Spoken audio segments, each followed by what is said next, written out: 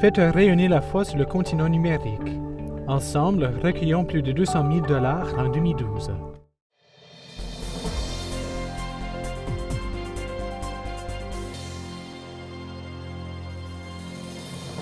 Bonjour mesdames et messieurs et bienvenue à Perspective.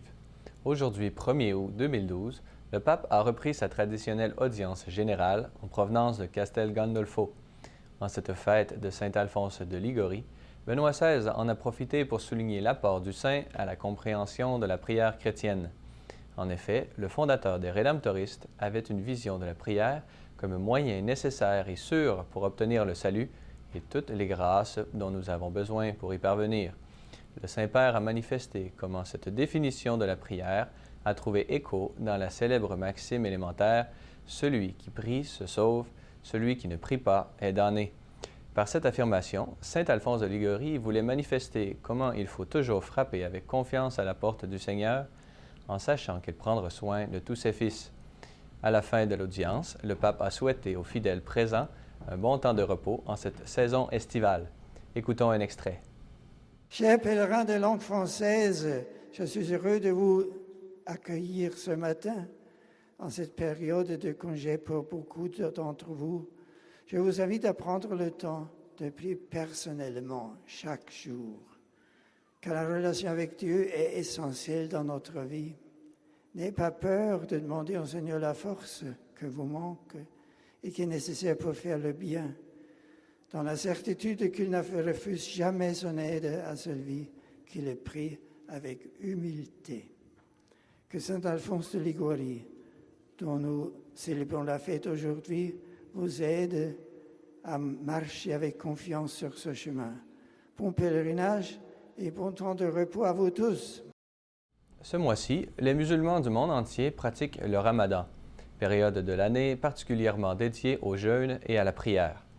Nous vous présentons la première partie d'un reportage préparé par nos collègues de Catholic News Service sur l'islam et les relations islamo-chrétiennes.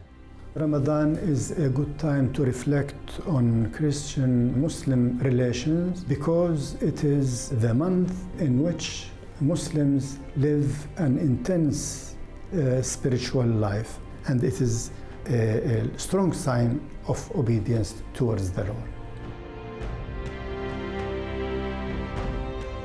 The Church accepted all what is right, beautiful in other religions.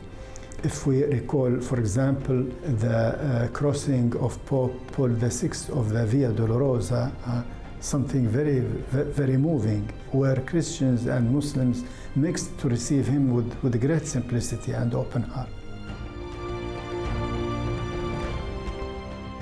If we go to the discourse of the Holy Father in Assisi, Pope Benedict didn't accuse a specific religion of violence, but the message was clear. We cannot afford violence committed in the name of religion. So, as religious leaders, we should meet the challenge. So, religious leaders should say clearly, this does not represent our religion. We condemn this violence. We condemn attacking believers in prayer. Les inscriptions au JMJ de Rio commencent. Le diocèse de Montréal lance une série de 7 forfaits à la disposition des jeunes qui désirent s'inscrire et faire partie d'un groupe. Une soirée d'information est prévue le mercredi 26 septembre 2012 entre 18h et 19h à l'Archevêché de Montréal. Le lancement de l'année pastorale suivra immédiatement la rencontre. Pour plus d'informations, voir le site du diocèse de Montréal.